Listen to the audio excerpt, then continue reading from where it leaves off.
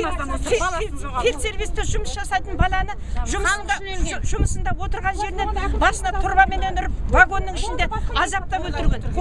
Қан жуылып, вагонның ішінде жерге ағып жатыр дейді қан. Ол не деген қорлық?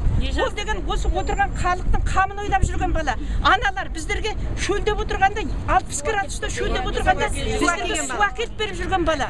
Ол баланың не жазығы бар? Бастықтар Құдайдан кеше со бала өліп отыр. Құдайдың өзі сақтасын енді. Осы тұрған аналардың бәрінің балдарымыз бар, бәрінің мына келіншектердің күйеулері бар. Соларды өлтірмеске кім кепіл? Біз оны бүйтіп қоймаймыз. Міне ораза айында жылда ораза ұстайтын едік. Сол ықыласымыз ұрсын Құдайым сол үшін оразаларымызды ашып жіберіп отырмыз. Осы балдарымыздың жолында жүрміз. Артымыз көп біздің деген, артымыз көп. Күні түні. Міне 72 күннен бері міне мен өзім міне бір қалыпты осы жерден қонып жүрмін.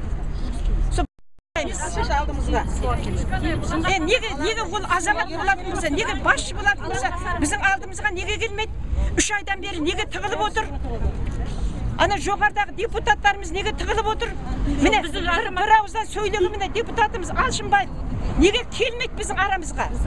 Біздің азаматтарымызға неге келмейді? Неге сайладық? Неге сайладық біздер? Біз осы Маңғыстау халқының сөзін сөйлейді деп біздер бір ауыздан бәріміз сайладық Алшынбаевты. Неге келмейді? Ол неге тығылып жатыр? Нұр Отан керек емес пе? Нұр Отан неге келмейді? Нұр Отан керек емес. Осы бүгін міне қолменен санап отырмын, 72 күн болды, 72 күннен бері бір адам келген жоқ. Балжанып, ана кім еді әлі?